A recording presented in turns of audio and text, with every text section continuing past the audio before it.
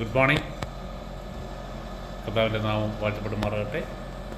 ഞാൻ മുടിനാപുത്രൻ്റെ ഭാഗം ഒന്ന് പെട്ടെന്ന് വായിക്കാം. ലൂക്കോസിൻ്റെ സുവിശേഷം 15-ാം അധ്യായം 13 മുതൽ.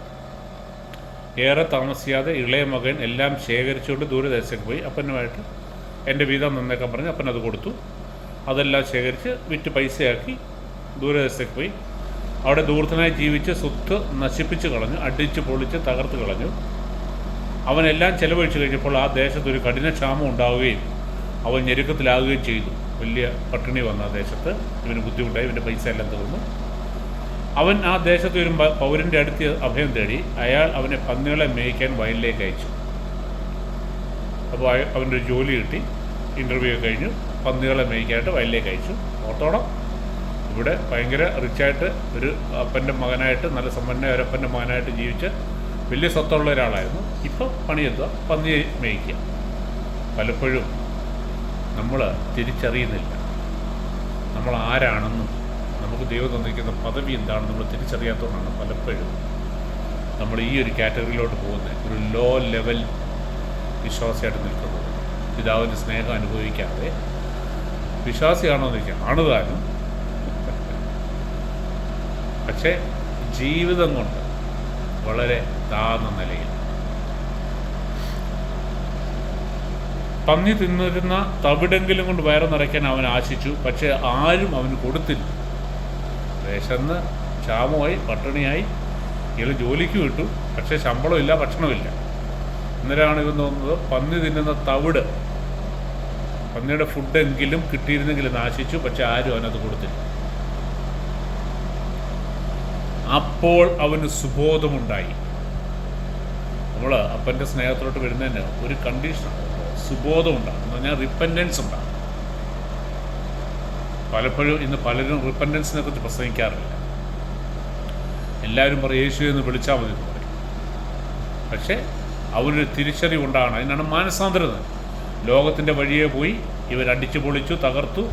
അനുഭവിക്കാവുന്ന സുഖങ്ങളെല്ലാം അവൻ അനുഭവിച്ചു. അവൻ്റെ സമ്പത്ത് മുഴുവൻ തീർത്തു കഴിഞ്ഞ് മുമ്പോട്ട് പോകാൻ ഗതിയില്ലാതെ വന്നപ്പോൾ അവന് വെളിച്ചം കിട്ടുക, സുബോധം ഉണ്ടാകുക. അന്നേരമാണ് അവൻ ചിന്തിക്കുന്നത്. താഴോട്ട് വായിക്കും. അവൻ പറഞ്ഞു, എൻ്റെ പിതാവിൻ്റെ എത്രയോ ദാസന്മാർ സുഭിക്ഷമായി ഭക്ഷണം കഴിക്കുന്നു, ഞാനോ ഇവിടെ വിശന്നും മരിക്കുന്നു. പിതാവിൻ്റെ ദാസന്മാർ പോലും ഇഷ്ടം പോലെ ഫൂഡാണ്. എനിക്കോ, പിതാവിൻ്റെ മകനായ എനിക്കോ? നോർത്തുക നമ്മുടെ ആത്മീയ നിലവാരം ഒന്ന് പരിശോധിച്ചു നോക്കുക. നമ്മളെങ്ങനെ കഴിയേണ്ടവരാണ്? എനിക്ക് തോന്നുന്നു ദാസന്മാരെന്ന് ഉദ്ദേശിച്ചത് പഴയ നിയമത്തിലെ ആ ശ്രേഷ്ഠന്മാരെയാണ്. കാരണം അവരുടെ ബന്ധം എന്ന് പറയുന്നത് ദാസന്മാരായിട്ടായിരുന്നു, പുത്രന്മാരല്ല. ഇന്ന് നമ്മൾ നിൽക്കുന്ന എവിടെയാണ്? പുതിയ നിയമത്തിൽ മക്കളായിട്ട്. അവരെക്കുറിച്ച് വായിക്കുമ്പോൾ അവരെത്രയോ ഉന്നതമായ രീതിയിൽ, അല്ല അനുഗ്രഹിക്കപ്പെട്ട രീതിയിലായിരുന്നു അവർ ജീവിച്ചത്. നമ്മളോ?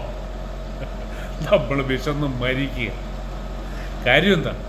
സുബോധം ഉണ്ടാകുന്നു. അല്ലെങ്കിൽ തിരിച്ചറിയുന്നില്ല ഏത് ഉടമ്പടിയിലാണ് നിൽക്കുന്നത്.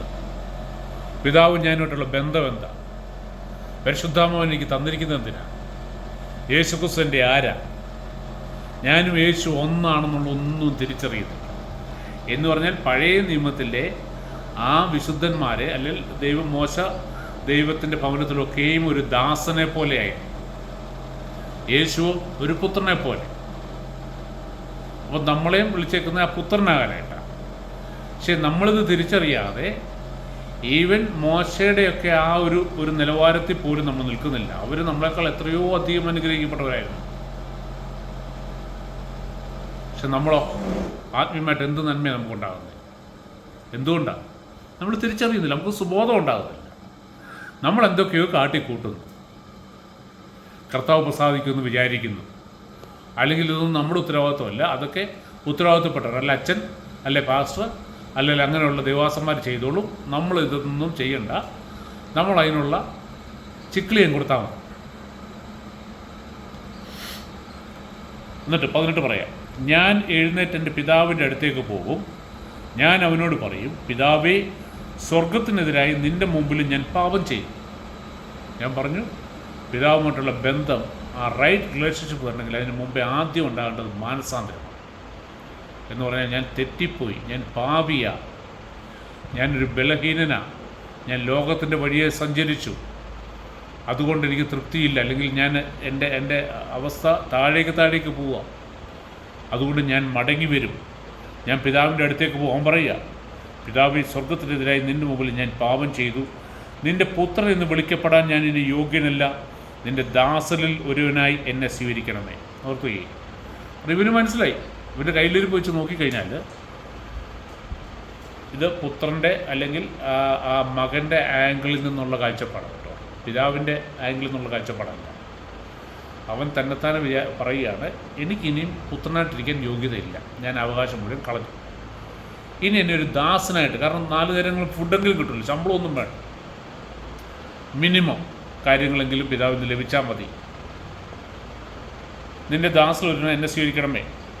അവൻ 20 പറയാണ്, അവൻ എഴുന്നേറ്റ് പിതാവിൻ്റെ അടുത്തേക്ക് ചെന്നു, ദൂരെ വെച്ച് തന്നെ പിതാവ് അവനെ കണ്ടു, അവൻ മനസ്സലിഞ്ഞ് ഓടിച്ചെന്ന് അവനെ കെട്ടിപ്പിടിച്ച് ചുംബിച്ചു.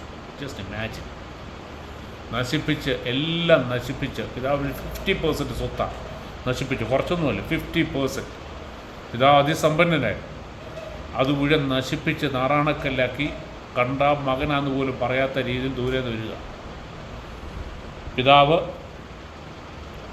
ദൂരെ വെച്ച് തന്നെ പിതാവ് അവനെ കണ്ടു, മനസ്സലിഞ്ഞ് ഓടിച്ചെന്ന് അവനെ കെട്ടിപ്പിടിച്ച് ചുംബിച്ചു.